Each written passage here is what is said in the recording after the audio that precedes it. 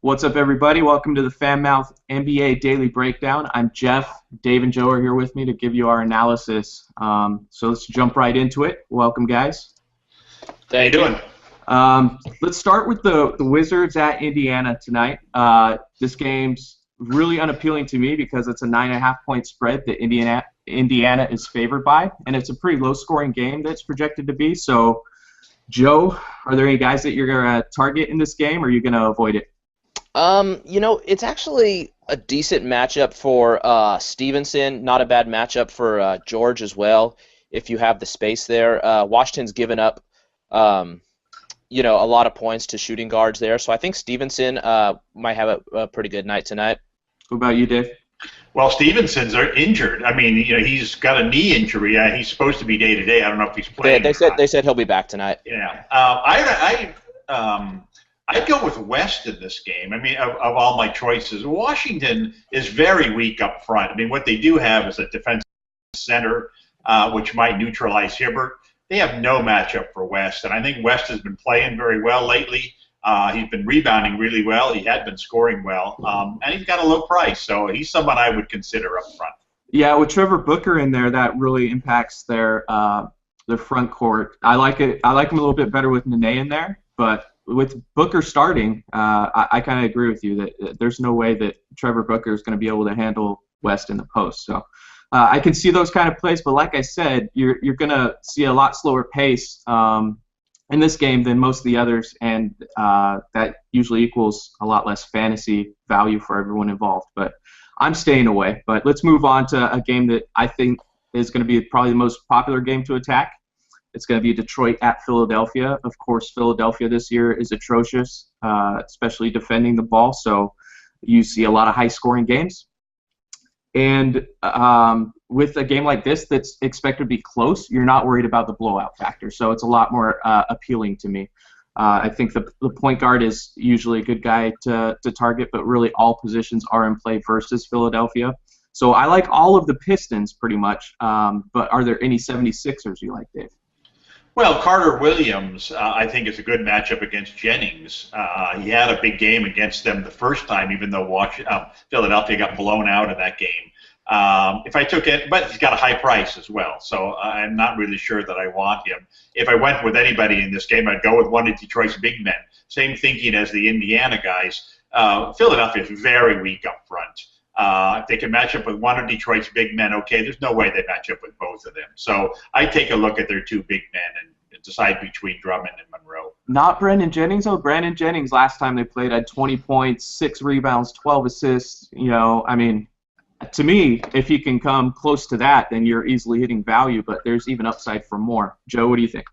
I have Jennings in my main lineup. I do have Monroe and Drummond in some others as well. Like you pointed out, I mean, this is going to be a high-scoring game. This is the highest scoring on the board. And Philly's just not a good defensive team at all, especially guarding the point guard. So, Dave, no Jennings, or what do you think? Well, I'll stay away from that here. Man, it's my top play, Dave. It's my top play. Come on. Especially on FanDuel, he's really cheap. If you look at DraftKings, then Kyrie Irving's obviously interesting today. For some reason, he's really cheap there, so it's hard for you. You can get both in there with the flexibility that they have, but it's hard to pass up Kyrie Irving for Brandon Jennings. But besides that, you go on FanDuel and stuff, I really like Brandon Jennings. I do agree. I've got no problem with the play. I do agree with what you said. This should be one of the higher scoring games on the board. 115, 100 the first time around. Philadelphia plays very little defense. So I can see that. Yeah, great pace for Detroit for sure. So Rockets and Atlanta Hawks. That's the next game. Another close game, another high-scoring game, another good game to target, in my opinion. The guys I like to target in these high-scoring, low-spread games are the stars usually. So I think James Harden is in play here. But are there any sleeper guys that you're looking at, Dave? Well, yes, actually. I mean, and I wouldn't take any of Atlanta's guys first off in this game. I do like several Houston guys. With Parsons out of the lineup, I think it creates more opportunities for others. Harden, I think, is an obvious play, but very high priced. Howard, I think, is an obvious play, but there's a lot of good centers out there today. So I'm going to pass on those two and I'm going to go with Jones in this matchup. He's coming off a 15-13 game against the Lakers on Wednesday night. This is Atlanta is not a good front court team. Like I said, if Parsons not playing means more playing time. And remember, they got their backup centers out of the lineup as well for Houston, so they don't have a whole lot of front court options. Jones is a very reasonable price. He'd be the guy I'd play in this game. Yeah, I like Jones. He's been on a run lately. I think the obvious question right now is who's the guy to start with Chandler Parsons likely out, Francisco Garcia or Omri Caspi. And last game that Parsons was out, it was obviously Caspi. But, Joe, how are you approaching that situation? Do you see either of those guys being a value today? I actually didn't have any of those guys in my lineup. I, unlike Dave, actually did get Millsap from Atlanta in my lineup. Houston's not that good at defending power forwards. I think he could have a big game today. Yeah, Dave, explain why you're avoiding the Hawks. I see them as a balanced team. With Horford out of there, I'm not really sure. I don't know. First off, the Hawks have really surprised me this year. I'll say that. I expected them to be one of the worst teams in the league, and it turns out they're one of the best teams in the East. Now, that's not saying much. Yeah. They have been a big surprise. But I do see them as one of these teams that's very balanced. Millsap, I like Millsap, but Houston's got two big guys who I consider both very good. Howard obviously is a good defensive center, and he has nobody that he has to guard. Even if he's not assigned to Millsap, he can roam around the middle and make things tough. So I don't know. I would stay away from the Hawks myself. Fair enough. Let's go to Miami and Brooklyn. That's a game that's actually projected to be under 200 and a little bit bigger spread. 5.5 is what the Heat are favored by. Dwayne Wade is questionable pretty much every game, and it's going to be that way the whole season, it appears. So it's hard to project what guys you want in your lineups when lineups lock early and they're not one of the early games. We luck out a little bit here because they're 5 o'clock games, so we might have some news before lineups lock on sites like FanDuel. But there's nothing really too exciting for me in this game. I think it's going to be a game I avoid. There's just not a lot of players out there that scream value to me. You look at Sean Livingston right now, and with the Darren Williams injury, obviously he's been a nice value play. But I think the price has caught up to him in a few places, and Miami really defends the point guard extremely well. So I'm going to avoid Sean Livingston, who is some will say is the obvious play there. But are there any obvious plays, Joe? Livingston I have in a couple lineups only because he is on FanDuel pretty cheap. But other than that, there's not a lot to like about this game. True. Dave? Well, I think a big question mark in this game as well is both Chalmers and Battier are possibly returning tonight, or one or the other. And Miami having played last night, they're the only team that's playing tonight that also played last night. Wade played 39 minutes last night. There's no way I want him in my lineup tonight.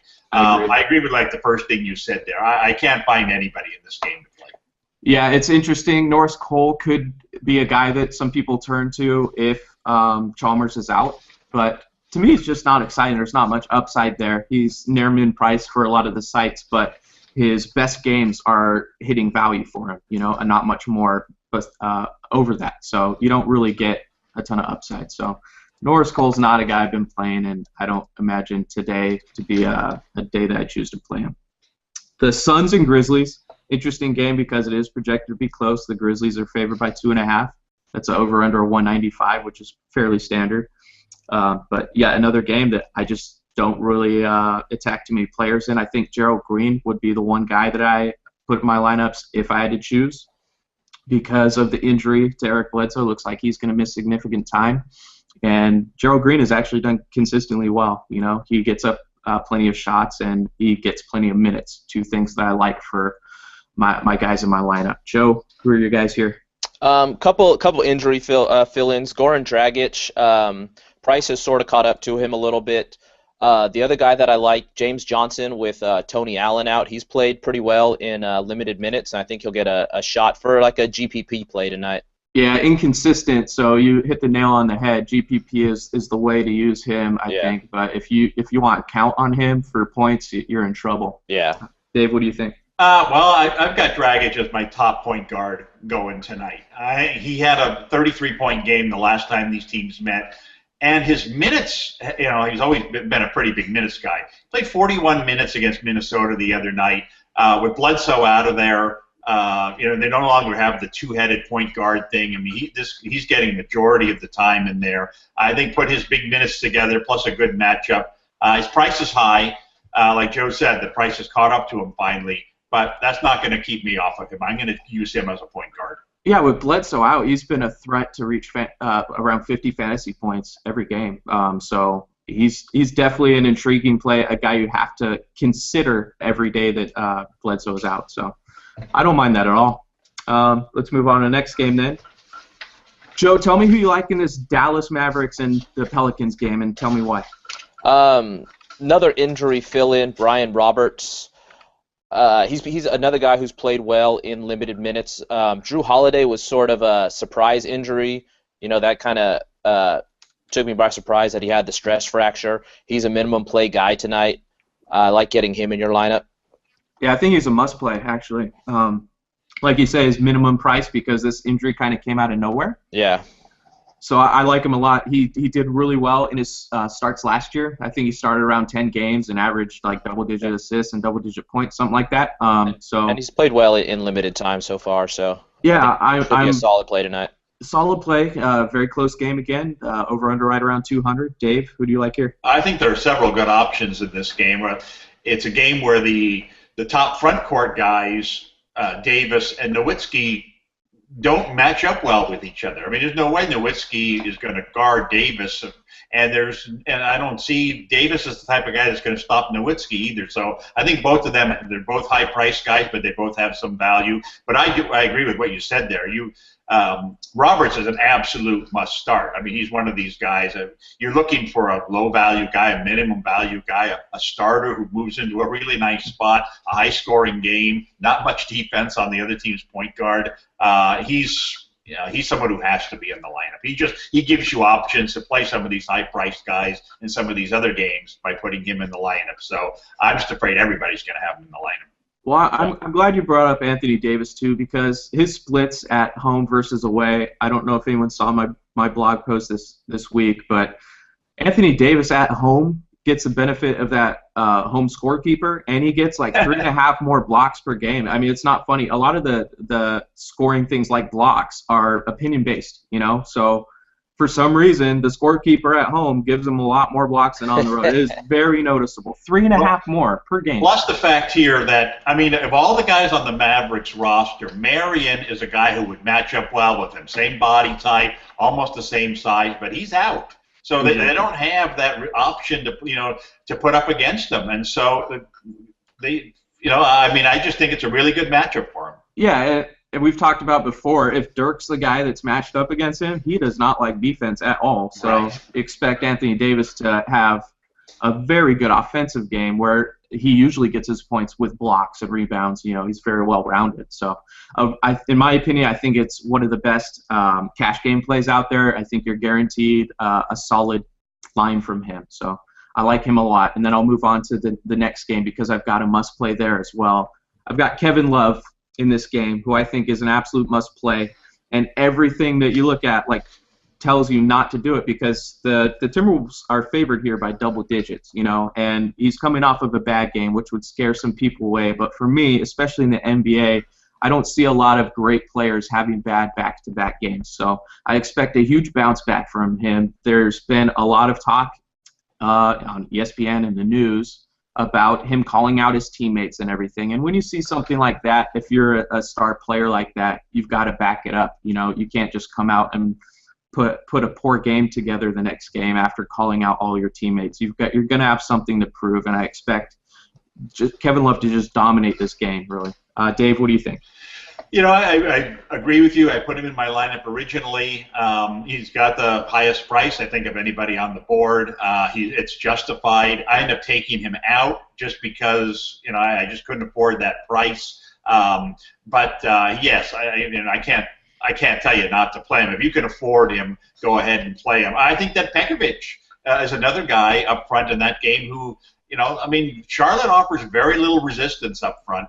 And of course, Pekovic is going to share his rebounds and what have you with Love, but for a much lower price, if you're looking for a cheaper center, I wouldn't mind going in that direction. Yeah, real quick on that with Pekovic, he's been consistently good all year, and you mentioned the sharing the rebounds with Love. That's true to an extent, but what's nice is when Love comes out, a lot of times Pekovic will stay in, and he becomes somewhat of a center point of that offense. Oddly enough, when especially down low in the post, they run the same offense with the ball in his hands, and he's distributing and looking for his own shots himself. Well, also is that their small forward, is Brewer, who is not a rebounder at all. This is like one of those football teams that have the two wideouts that get all the passes thrown to them because the tight end doesn't catch the ball and the running backs don't catch the ball. This is a team that, these guys share the rebounds, but they get all the rebounds. Yeah. Joe, what do you think? Yeah, I totally agree with you on Love. I went for a little more balance, so I didn't have a place to spend that much on any one player. But yeah, if you like Dave said, if you've got the spot to do that, go ahead. It'll definitely pay off for you. I wouldn't say anyone necessarily has an extra 11,000, laying around. Well, I mean, obviously you can find some cheaper guys elsewhere to. Yeah, I really had to work. I had to work to make it happen, but I think it's worth it, and I think it's worth the time it takes to figure out, play with all these sleepers and figure out which lineup really works best to get. Well, this is why I'm tuned into this show right now, because I'm looking for. Obviously, we've identified Roberts as one of these guys must play who makes Love a possibility. Now, I'm looking for a couple more of these guys that's going to get Love into my lineup. So, when you guys identify them, give me a hand signal or something. I don't think they're saying the next game. We've got the Bulls and Bucks, the lowest over/under of the night, 177. It's just ugly. I don't like this Bucks team at all from a fantasy perspective. I like Antetokounmpo, but just because he's been such a low price. But it's just really scary having Larry Drew control your fantasy matchups when he just plays with that lineup so much. Even the starting lineup he'll mix up all the time, and then the rotations when you get in game, he'll just all of a sudden sit a player even though it's doing well. It seems like ultimate tank mode to me, like purposely losing, but I know that's not what Larry Drew's trying to do. He has a history of playing around with rotations and stuff, but it's just an extremely frustrating situation for me. And then with the Bulls, you've got a team that just really loves to slow down that pace, and with Luol Deng gone now, that's a huge part of their offense, and they've dealt with a lot of injuries. The one guy you can maybe convince me to get in there is Carlos Boozer on a DraftKings, where his price has gone down significantly, and he has a nice matchup against his front court. But even that's scary. Like I wouldn't feel real confident about that. Dave, how are you approaching it? Well, in fact, I agree with what you said about Milwaukee. No way am I playing any of their guys tonight or maybe anytime soon. I think Noah would have been the guy that I would have played if Boozer were going to be out, but Boozer's back tonight. And Noah supposedly has been sick a little bit, and maybe that combination of Boozer coming back and Noah being a little bit sick maybe keeps his minutes down. He had a 21-18 game against Milwaukee last time they played, even though it was a low-scoring game, 91-90. I think he matches up well. Milwaukee gets nothing inside, so Noah in this kind of game could really dominate the inside. But I don't know. I think he's going to lose too much to Boozer tonight, so I'll pass on this game. Well, remember with the illness that he has, if it's the flu, we've had some really good games from players with flus in the history of the NBA. Obviously, Michael Jordan. Then you had Joe Johnson. Joe Johnson earlier this year was unreal when he had the flu. I mean, he had, I want to say like 10 or 12 three-pointers. It was ridiculous watching that game. So is this like a paid advertisement to not get flu shots or what? I don't know. But I do think it's extremely interesting that you got these guys that have the flu, and somehow they're able to have career games. It's mind-boggling. But Joe, what do you think? I'm with you guys on this. I considered Noah briefly, but I went with a cheaper option. I don't have anybody from this game in any lineup at all. Yeah, Noah I think is attractive when you take away the price tag, but when you throw in that he's one of the more expensive centers at this point on some sites, I would rather take a Drummond. Drummond's cheaper than Noah on most sites, and Drummond should be in for a much bigger game. You've got everything pointing the right way for that game, as we talked about earlier. So Cavaliers Jazz. This is Luol Deng's first game back, or first game for the Cavs. Speaking of the Bulls, so it'll be interesting to see how all those pieces fit together. It's a close game projected here. You've got C.J. Miles going back to Utah, right? Didn't he come from Utah?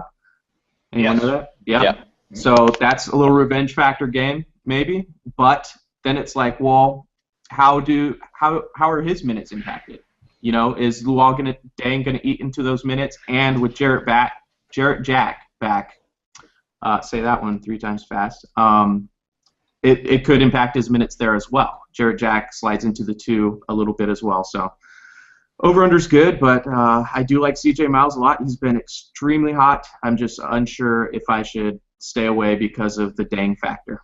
What do you guys think, Dave? Well, I do like a guy in this game, and it's Varejao from Cleveland. He's a modest price. I think the dominant big man in this game. I mean, you think of Utah over the years.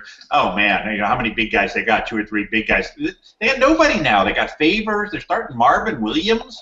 At the power forward. I mean, they got nothing up front. I think it's a perfect game for Varejao to dominate inside. You're looking at a 15 rebound game minimum here, I think, for him. And so, he's going to be in my lineup. He's absolutely on fire. That's a good call there. I kind of am sleeping on him, I guess, because I've got Drummond in so many lineups. But that's a great call. He's fairly cheap. He's around the price of a Drummond, but an extremely good option lately. Very reliable. And Joe, what do you think about Varejao? Dave took the words right out of my mouth. Pretty much echo everything he said. I mean, 6 straight games of 12-plus rebounds. Utah's just terrible down low. I was saying the same thing. Probably about a 15 rebound performance tonight. You can expect out of him. And and he's sort of a mid-price guy. I think he's a little underpriced tonight. Very reasonable price. Yeah, and then what about Burke? If it looks like there's some injury concern on the Utah side, right? We might have Hayward. Yeah, Hayward possibly missing the game. So would you slide anyone in there based on that news if it comes out that Hayward's going to miss the game? I don't know. Like you said, I think Cleveland, of all nights, Cleveland is better suited at the 1, 2, and 3 spots than they've been for a while. You throw Deng into that equation. You got Jack probably coming back. I don't know. They have a good variety there now. I have no interest in Utah. Yeah, Alec Burks is the guy that would probably see the biggest bump. I'm sure he would get 30 minutes if Hayward misses that game. Problem is, Hayward's been on fire lately. It'd be nice if you could play him, So, all right, we'll move on to the next game. Dave, tell me what you think about Orlando at Sacramento. This is a big spread. Sacramento's favored by 7. Over-under's around 206, so it's a decently high-scoring game. I definitely think it's a must-play game. I would say that as much as you liked Love as your number 1 player, I think Cousins is my number 1 player tonight. I mean, the Orlando center is out. They don't, they got Davis is their biggest guy, and he's a terrible defensive guy, although his body's kind of the same as Cousins. I think Cousins could have a monster game here. This game's at home where he tends to play very well. Sacramento's a pretty good home team. I just think he's looking at, you know how he is. He can be as bad as anybody, very inconsistent, but this just seems like one of those nights where he's not going to be able to be stopped. So he is the number 1 guy. Of all the high-priced guys, I think, today, he's my number 1 guy. Interesting. Yeah, it's motivation always comes into play with DeMarcus Cousins, but I think Isaiah Thomas has been a great influence on him. He really is able to keep him in control, and he's been very good for the fantasy value of DeMarcus Cousins. So, Dave, Joe, what do you think about this game? I do have one guy. I've got a good matchup for Jameer Nelson. Not a really exciting guy, but he's been pretty solid. Sacramento, only Philly's given up more points to opposing point guards than Sacramento. So I think for the price, should see a good game out of Jameer Nelson. Yeah, also interesting is Orlando gives up a ton of points to shooting guards, but the problem with Sacramento is they haven't figured out that shooting guard spot yet. They just benched Ben McLemore the other day, but they didn't really change the minute distribution for Marcus Thornton. He didn't really get a bump in minutes. McLemore got a few less, but they kind of spread it out among, like, Jimmer Fredette is getting a little bit more minutes, but They haven't really figured out that shooting guard spot. So while you would want to attack Orlando in this game at the shooting guard spot, I don't really see a good play there unless you want to take a chance on a Marcus Thornton. Well, I think you guys are looking at the wrong side of that matchup. Aflalo had a 26-point game when these teams met a couple of weeks ago. You're talking about Orlando not playing any defense at the shooting guard position. This is why McLemore is on the bench. He's like the worst defensive guard in the league. Exactly. They put Thornton in there. That doesn't really help you much. Obviously, Jimmer Fredette isn't going to help you defensively either. If I played anybody from Orlando, and I'm thinking about it because I think 105-100 the first time around. This is a game that probably is going to get into the hundreds again. I think he's going to be their big scorer. I love Aflalo, but yeah, McLemore is one of the worst defenders in the league. That's why he is benched. Mike Malone loves defense, and he's not getting the kind of defense he expected from this team. I know he's really disappointed in that. Everywhere he goes, he lowers the opposition's field goal percentage. He did that with the Warriors and I believe the 76ers as well, but he's just incredibly good at creating defensive teams, and he's really going to try to focus to get this team more defensive, but you've got so many offensive-minded players on this team. I don't know how he's going to do it. You've got Isaiah Thomas and Rudy Gay and DeMarcus Cousins. It's like, those are all very offensive-minded players and not necessarily guys you could. You didn't mention Thornton. Thornton is one of these, Vinnie Johnson kind of guys. Yeah, I think he's well-suited as a backup in the league because he's really good at coming off the bench and shooting 10 times in the second quarter. True. Dave, I'm going to go back to you for this one as well. The Warriors are hosting the Celtics tonight. It's a 12-point spread, so they're expected to blow them out most likely. Finally home after a 7-game road trip where they did some incredible things. Expected to be a fairly high-scoring game, but I think when you factor in the fact this could be a blowout, it might caution people to stay away. So. Yes, and that's a big concern. Something else you said is a big concern in NBA circles. You come home from a long road trip like that. That first game back tends to be a bit of a stinker sometimes. Now, that said, I still think they're going to blow this team out. David Lee has been incredible lately. But if I took anybody in this game, I would take Klay Thompson because he's at home. He's one of these guys where you look up. He's got 17 points at halftime in like every home game he plays. You're right, these guys might not play in the fourth quarter, maybe not even much in the third quarter, but I still think he's a guy who could give you 20-plus points even if he only plays 25 minutes. Yeah, he hasn't been incredible lately, but you're right, he is a little bit better at home. And for shooters, it's very relevant. There's different depth perceptions that really impact your ability to shoot. You have to get used to different depth perceptions in different buildings. So, Joe, what do you think about this game? Dave mentioned David Lee. I've got him in quite a few lineups. He's just been on fire lately. 23 and 11 he's averaging over his last 5. Definitely a guy to own tonight, I think. Okay, Dave, you said you wanted another sleeper to help you get the big guys in your lineup, right? I've got one for you. Chris Humphries has been a guy I've been riding lately, and he's been getting consistently 23 to 30 minutes or so and doing a lot with those minutes. He even had almost a 40-point game against Chicago earlier this month, but he hasn't been under 20 points yet, and he's near the minimum. So I think this is a great spot for him because even if it is a blowout, he's going to be on the court even more. So I like Chris Humphries for you. Okay, I'll take it. All right. So the last game of the slate, we've got the LA Showdown, the Lakers at Clippers. Not a huge home field advantage here, obviously, but we've got a 10-point spread that the Clippers are favored by, which is interesting. Both are having their injury issues. Obviously, Chris Paul and Kobe are out of this game, so we've got an over-under of 210.5. I think there's some interesting plays here based on those injuries, based on Darren Collison has obviously been pretty much a must-play, and I think he's still a must-play on some sites today where the price hasn't caught up. And then you've got plenty of attractive options on the Lakers side with guys like Jody Meeks. But, Joe, what do you think about this game? I like Collison a lot. He's actually relatively inexpensive on FanDuel. He is. Also, I think it's a good matchup for Blake Griffin if you saved a little money to plug him in there. I think he's in for a huge game tonight. I agree. Blake Griffin, again, one of my big plays. It seems like power forward is absolutely stacked tonight. It really is stacked tonight. Spend your money there, absolutely. I would rather take the sleepers at the point guard position, like you said. You mentioned Collison, and the guy from New Orleans. What's his name again? Roberts. Roberts. Yeah. Throw a couple of those guys in your lineups and pay at the power forward position. But Yeah. Dave, what do you think?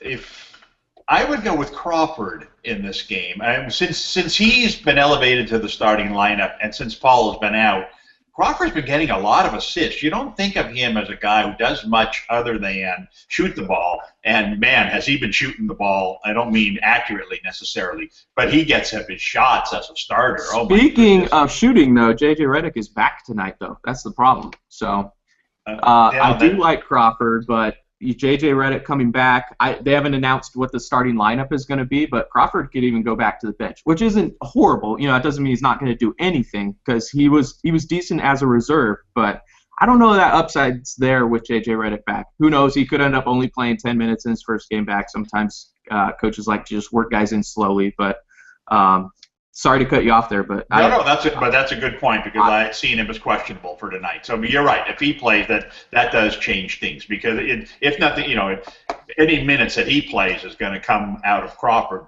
pretty much.